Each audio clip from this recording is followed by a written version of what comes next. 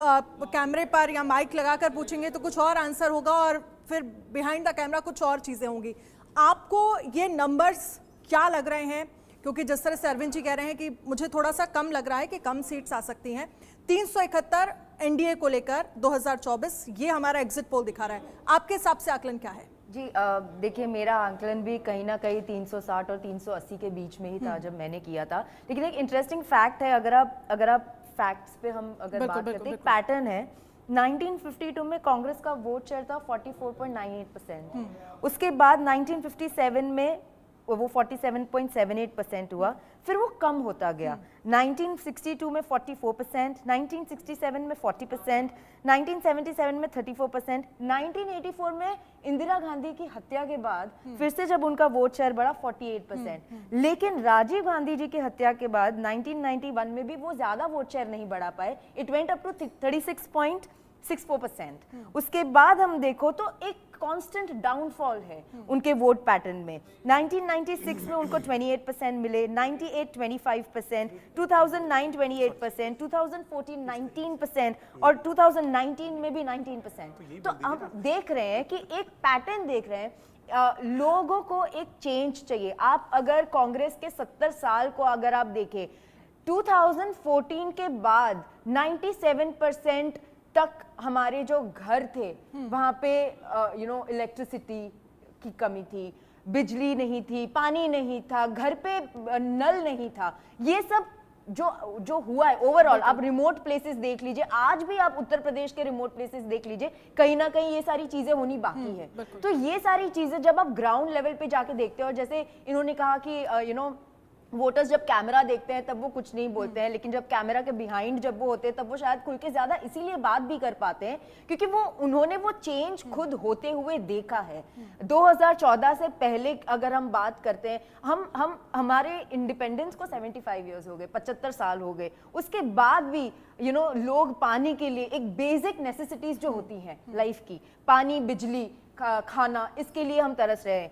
तो ये जो नरेंद्र मोदी नाम का एक आदमी आया, उसने एक देश की लीडरशिप ली और उस लीडरशिप ने उन्होंने कुछ प्रॉमिसेस किए, वो प्रॉमिसेस उन्होंने फुलफिल किए। लोगों को पता चला कि जो चीज होने में पहले 50 साल लगते थे वो 5 साल में भी हो सकती है ना। आज उत्तर प्रदेश एक्सप्रेसवे प्रदेश है, पहले वहां पे गुंडाई के अलावा कोई बात नहीं होती थी, आज वहां पे मुद्दों को लेकर हम बिल्कुल चांदनी आगे भी हम बात करेंगे क्योंकि स्टेट वाइज भी हम अपना डेटा दिखाएंगे। लेकिन पंकज जी, ये आंकड़े बीजेपी के लिए अच्छे संकेत दे रहे हैं। 400 पार ना सही, 400 तक ना सही, कम से कम सरकार एक बार फिर से बीजेपी की बनने जा रही है। आपके हिसाब से क्या आकलन कहता है? देखिए, इस आंकड़े से सिर्फ एक चीज स्पष्ट होती है कि बीजेपी सिंगल लार्जेस्ट पार्टी आएगी, उसके अलावा कुछ नहीं होता।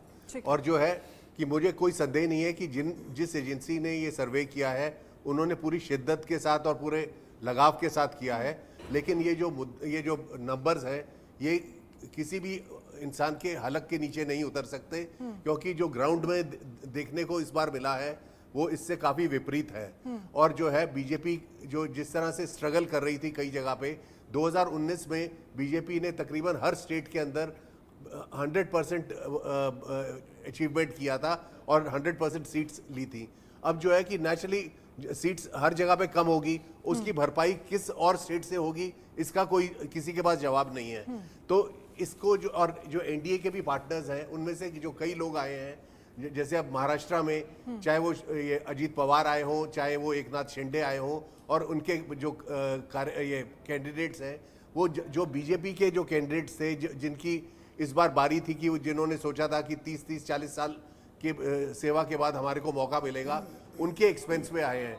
हर जगह पे बीजेपी के संगठन के अंदर जो है इस बार जो है थोड़ा बहुत जो तनाव था इस बात को लेकर कि जो बाहर से आए हैं उनको टिकटें दी गई हैं और जो हमारे अपने लोग थे उनको टिकटें नहीं दी गई।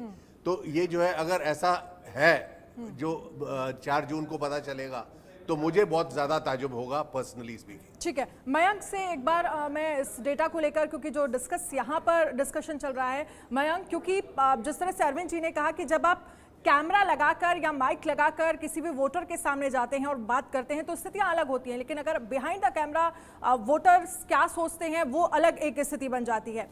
आपने ग्राउंड पर क्या महसूस किया, क्या फील किया? देखिए ग्राउंड पे हम लोगों को दो चीज़ पे हम लोगों ने ज़्यादा फोकस किया था कि क्या लोगों में प्रधानमंत्री के प्रति गुस्सा है, आक्रोश है, जैसा कि एक गेस्ट ने अभी उन्होंने कहा कि हम लोगों को ग्राउंड पे ये दिख नहीं रहा था, इसलिए ये डेटा बहुत उनको अनरियल सा लग रहा है। हम लोगों को भी ऐसा ही लग रहा था। तो हम लोगों का दो प्रश्न था कि क्या आपको गुस्सा है, क्या आक्रोश है। लोगों में आक्रोश नहीं दिखा। इवन मुस्लिम वर्ग से भी जब हम लोगों ने पूछा तो किसी ने ये नहीं कहा कि वो आक्रोशित हैं हमारे प्रधानमंत्री के अगेंस्ट। लेकिन हाँ, इन द सेम टाइम हम लोगों ने जब ये पूछा क्या किसी और फिगर का क्लैमर है, कोई ऐसी आइडियोलॉजी है या कोई ऐसा फिगर है जो अभी प्रधानमंत्री के दावेदारी में है, तो इसका भी जवाब उनके पास नहीं था। और सबसे सरप्राइजिंगली हम लोग के पास एक डेटा ये था कि उनको पता है कि महंगाई है, उनको पता है कि अनएम्प्लॉयमेंट है, बट ड्यू टू उनके पास ऑल्टरनेटिव नहीं है। ये हम लोगों ने अपने क्वेश्चनर में भी रखा था कि लैक ऑफ ऑल्टरनेटिव के कारण बीजेपी, ये जो आपको फिगर दिख रहा है, ये फिगर इसलिए नहीं है कि बीजेपी का फिगर है, ये फिगर ये है कि इनके पास कोई ऑल्टरनेटिव नहीं है। एक बहुत मजबूत ऑल्टरनेटिव के कमी के कारण ये फिगर दिखा है। अनिल जी कुछ कमेंट करना चाह रहे हैं। अनिल जी का मैं आर्टिकल भी एक देख रहा था। आप मतलब इत्तेफाक तो आप भी रखते हैं, लेकिन क्यों वो आप बताइए, आपका आकलन क्या है वो?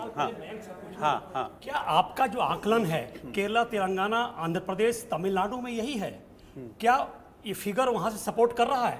क्या फिगर में वहां से कुछ नंबर मिल रहे हैं? और दूसरी बात, राजस्थान, मध्य प्रदेश, छत्तीसगढ़ में क्या पुनः 100%, गुजरात 100% स्ट्राइक रेट आ रहा है? क्या बंगाल में फिर से 48% का स्ट्राइक रेट आ रहा है? क्या महाराष्ट्र में फिर वही 38 सीट्स की बात हो रही है? क्या स्टेटस को मेंटेन कर रही है बीजेपी? 303, पुलवामा की लहर, ये फिगर आपका सपोर्ट कर रहा है?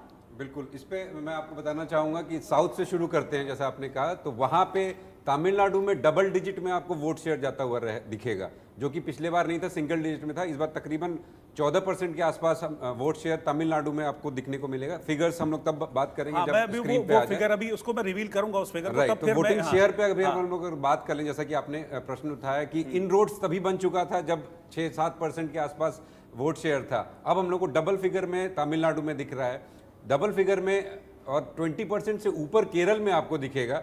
तो ये अपने आप में बता रहा है कि कितने तेजी के साथ बीजेपी साउथ स्टेट्स में घुस रही है। और सिर्फ यही नहीं, जैसे आपने कहा स्टेटस को अगर हम लोग देखें तो वेस्ट बंगाल में वोट शेयर बढ़ रहा है बीजेपी का, उत्तर प्रदेश में वोट शेयर बढ़ रहा है बीजेपी का, तमिलनाडु में वोट शेयर बढ़ रहा है बीजेपी का, केरल में वोट शेयर बढ़ रहा है बीजेपी का, तेलंगाना में बढ़ रहा है।